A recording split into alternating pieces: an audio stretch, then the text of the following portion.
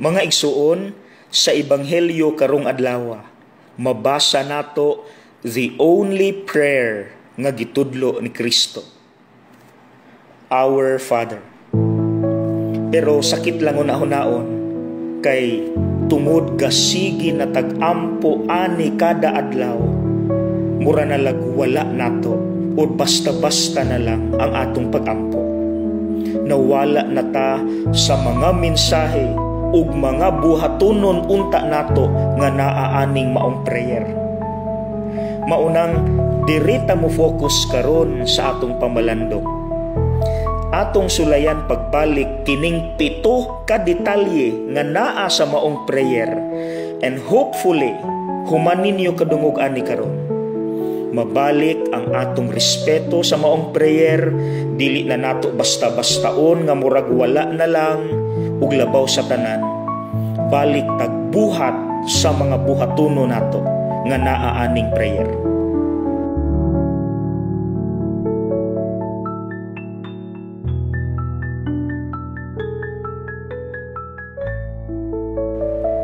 Okay?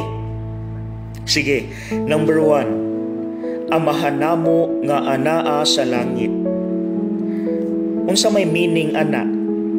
Nga kita, brothers and sisters, and we have one Father in heaven. Pero ang pangutana, ato bang giila ang atong isig katawo nga atong brother and sister? Kay basin unya, ang atong girespeto dili nga siya tao kundili ang iya lang status.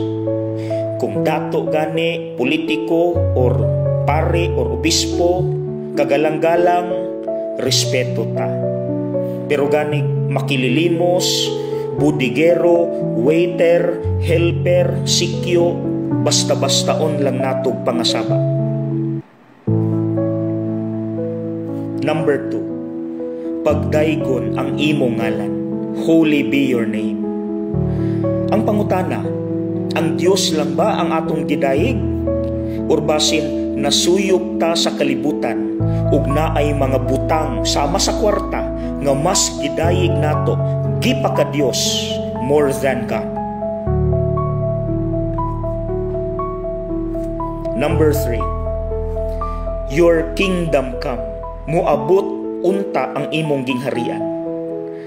Unsay gingharian sa Dios? Remember, sama sa usa ka bata. Humility.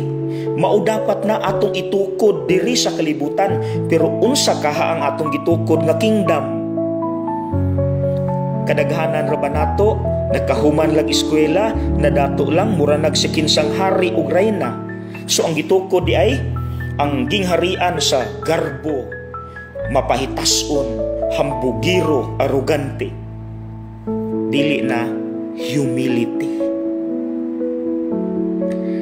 Number 4, matuman ang imong pagbuot. Your will be done. Kang kinsang pagbuot ang atong gituman tuod? Ang sa Dios? Nakilisod man? Mupasaan man tag cross? Mupasaylo man tag kontra? So posible, ang atong gituman, ang atong pagbuot. Mao ganing naay istorya nganong magpinusilay daw sa videokihan basta kantahon ang My Way. Well, kung atong pamalandungan, tanawa ang lyrics. I did it my way. Basta gani makasarili ta or selfish ta, magpinusilay gyud ta. Number 5, give us this day our daily bread.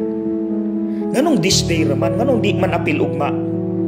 Kay gustong ipahinumdom ni Lord nato, dapat makontento ta sa unsay naa nato. Kay kung dili ta kabalo makontento, willing tang mutunob sa uban, basta lang moasenso ta, basta lang mag-una ta, basta naa lang ta on top, atong tumban ang uban kay mamintaha ta, oportunista ta. Dapat kung unsay madawat nato, makontento ta as long as gipaning kamuta nato, and God will bless you. So every day, kung unsay atong grasya, salamat Lord. Okay? Number 6.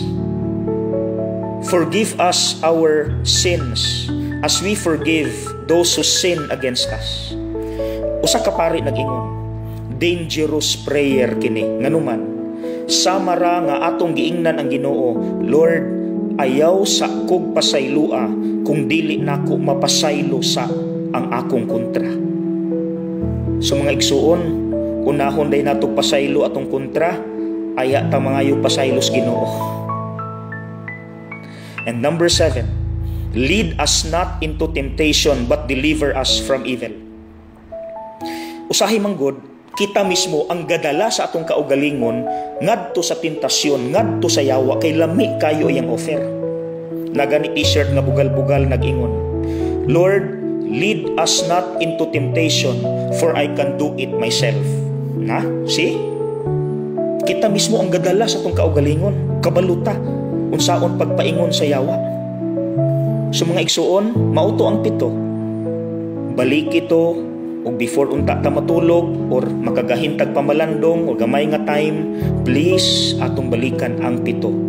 Kung nagtuman ba ta sa maong prayer, atong 7, or basin dito ta mihimo sa unsay opposite atong 7. God bless!